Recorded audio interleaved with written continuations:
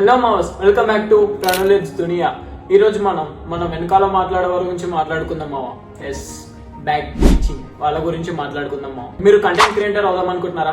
కానీ వాళ్ళు ఏమనుకుంటారు, వీళ్ళు ఏమనుకుంటారు అని టెన్షన్ పడుతున్నారా? మామ ఒకటి విను, వెనకాల మాట్లాడే కుక్కలు చాలా ఉంటాయి. అవి ఎప్పుడు వెనకాల ఉంటాయి మావా.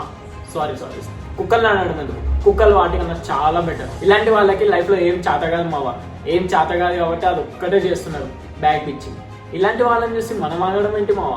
నీకు సక్సెస్ వస్తే అది నీదే అవుతుంది, ఫెయిల్యూర్ వచ్చినా నీదే అవుతుంది. నీ వెనకాల మాట్లాడేవానికి కాదు, అండ్ వాని మాటలు విని నవ్వుకునే లఫ్ట్ వాళ్ళకి కాదు. సక్సెస్ అయినా ఫెయిల్యూర్ అయినా రెండు నువ్వే ఫేస్ చేయాలి. నీకేమనిపిస్తే అది చెయ్యి, మనం ఎవ్వరి మీద డిపెండ్ అవ్వాల్సిన అవసరం లేదు. నీకేది అనిపిస్తే అది మాత్రమే చెయ్యి.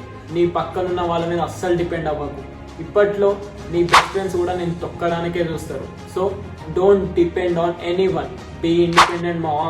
నీ సక్సెస్కి నువ్వే రీజన్ అవ్వు, ఎవ్వరు అవసరం లే మనకి. నా చుట్టూ ఉన్న వాళ్ళలో నాకు సపోర్ట్ చేసే వాళ్ళు చాలా తక్కువ, కానీ నేను ఎవ్వరిని నమ్ముకోలే. నన్ను నేను నమ్ముకున్నా అండ్ కంటెంట్ చేస్తున్నా. కంటెంట్ వస్తే వాళ్ళే వస్తారు.